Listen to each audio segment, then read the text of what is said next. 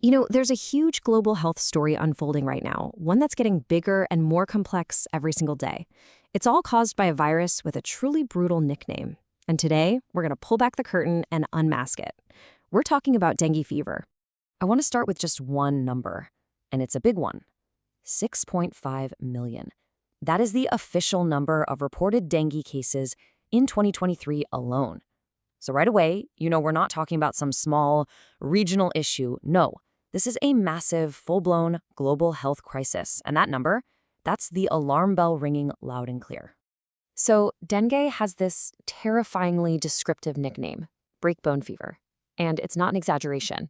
It comes from the sheer, excruciating intensity of the muscle and joint pain. So what on earth is happening inside the body to cause that level of agony? Well, to figure that out, we have to meet the two main culprits in this whole story. All right, let's get into it. To really get a handle on this fever, you've got to understand the dangerous duo behind it all: the virus, of course, and its essential partner in crime. Because without this accomplice, the virus is basically grounded. Okay, so on one side, you've got the virus itself. And it's not just one thing.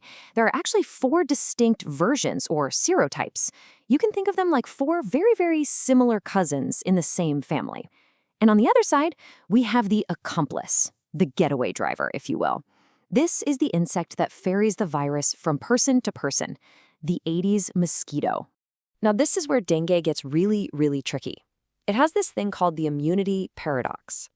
Let's say you get sick with one type, maybe serotype 1. Great, your body builds lifelong immunity, but here's the catch: it's only to that one type. So what happens if you later get bitten by a mosquito carrying a different type? Well, that second infection isn't just another bad flu. It can be dramatically, life-threateningly worse. It's this cruel twist where your own immune system can actually work against you. So let's follow the chain of events. How does a simple mosquito bite escalate into something that can be so incredibly serious?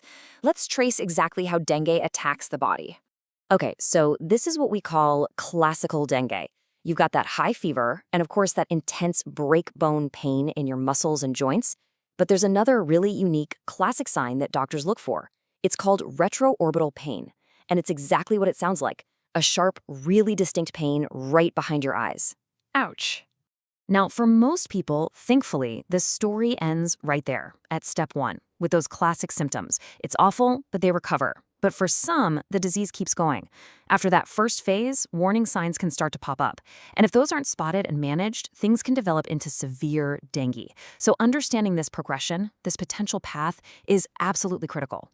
So what is that critical turning point? What's the thing that separates a bad case from a potentially deadly one? It all comes down to one phrase: plasma leakage. Basically, the virus makes your blood vessels, well, leaky. Think of them like a garden hose with tiny holes. The watery part of your blood, the plasma, starts to seep out into your body. This is a huge problem. It can cause a sudden, dangerous drop in blood pressure, leading to shock, and that's the path to organ failure. Okay, so we've got a handle on the virus. Now let's circle back to its accomplice, the mosquito. Because, and this is so important, the mosquito's behavior isn't just some random detail. Its unique habits are the very reason this disease can just explode through a whole community. And there's this fantastic analogy to understand the two main mosquito species involved. It's a tale of two mosquitoes, really.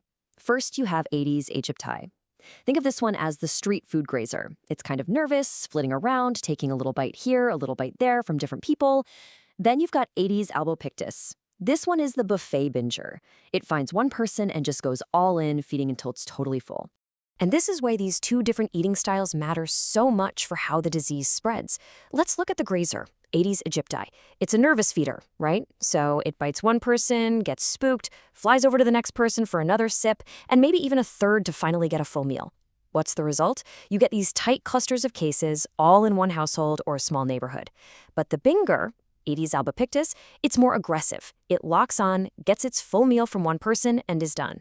This leads to more solitary, scattered cases. All right, so we've seen the mechanics, right? The virus and the mosquito working together.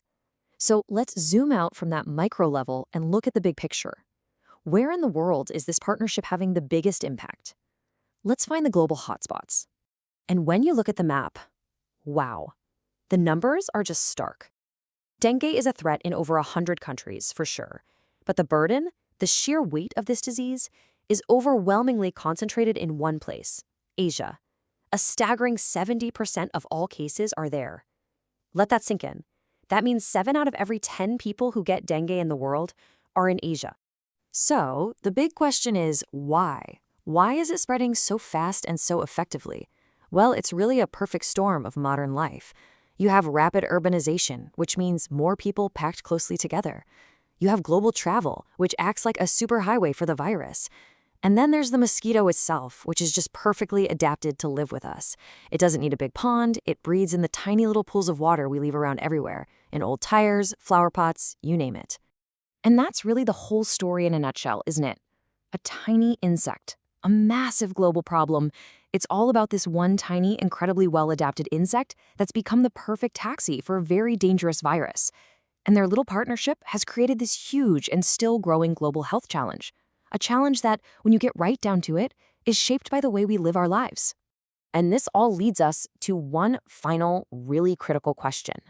We know that as things get warmer, it actually helps the virus develop faster inside the mosquito, which can make outbreaks worse.